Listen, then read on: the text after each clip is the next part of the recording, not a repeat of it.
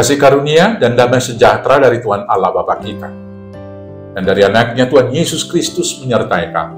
Amin. Selamat pagi saudaraku, mari muliakan Tuhan dengan semua pekerjaan kita, dipimpin firman-Nya yang akan saya bacakan dari Roma pasal 4 ayat 21. Tapi saya akan bacakan mulai dari ayat 18 sampai dengan ayat 21. Demikianlah firman Tuhan. Sebab sekalipun tidak ada dasar untuk berharap, namun Abraham berharap juga dan percaya bahwa ia akan menjadi bapa banyak bangsa. Menurut yang telah difirmankan, demikianlah banyaknya nanti keturunan.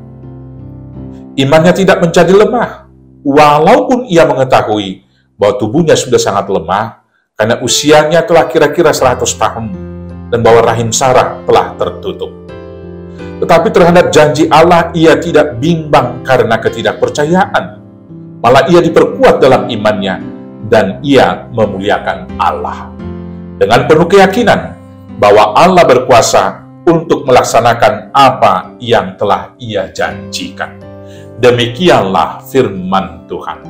Saudara-saudaraku yang terkasih, di dalam kitab Ibrani pasal 11 ayat 1 di sana dikatakan, iman adalah dasar dari segala sesuatu yang kita harapkan dan bukti dari segala sesuatu yang tidak kita lihat.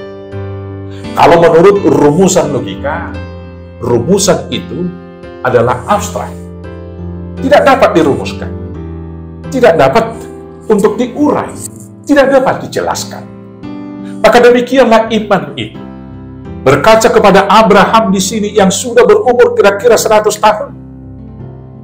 Di awalnya Tuhan telah menjanjikan kepada dia supaya melihat bintang di langit, pasir di tepi pantai, seperti itulah banyaknya keturunannya. Tetapi sampai dia berumur hampir 100 tahun dan Sarah sudah mandul, anak yang dijanjikan oleh Tuhan itu belum juga lahir. Goyahkah Abraham? Dalam perikop bacaan kita ini, malah imannya semakin kuat kepada Tuhan. Saudara-saudaraku yang terkasih, bagaimana dengan kita pada saat ini? Apakah kita masih beriman kepada Tuhan? Apakah kita masih yakin akan janji keselamatan yang diberikan? Apakah kita percaya dengan firman Tuhan yang mengatakan, jangan khawatir akan hidupmu besok, akan apa yang kamu makan dan yang kamu minum? Lihatlah burung-burung yang tidak menabur dan tidak menuai, itu juga dipelihara oleh Tuhan. Apakah kita percaya hidup kita dipelihara Tuhan hingga saat ini? Apakah kita percaya bila musuh kita seolah-olah bangkit mengelilingi kita dengan firman yang mengatakan, Tuhan akan berperang dan kamu diam saja? Singkatnya, akan banyak hal dalam kehidupan ini. Apakah kita yakin dan percayakan firman-Nya? Saudaraku yang terkasih, Bapak orang percaya, Bapak orang beriman, Abraham menunjukkan satu teladan contoh bagi kita. Bahkan ketika hampir-hampir tidak ada pengharapan lagi, bahkan ketika tidak ada dasar untuk berharap, dia tetap yakin dan percaya.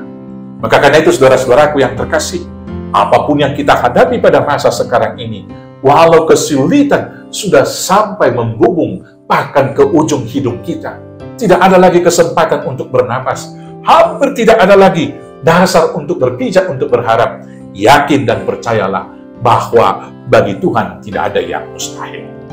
Apabila kamu dalam sakit parah, percaya saja, karena Tuhan hanya sejauh dua. Minta kepada Tuhan, maka Tuhan akan pulihkan. Bila perkaramu begitu rumit, minta saja kepada Tuhan, karena kita percaya hari besok pasti lebih baik daripada hari ini.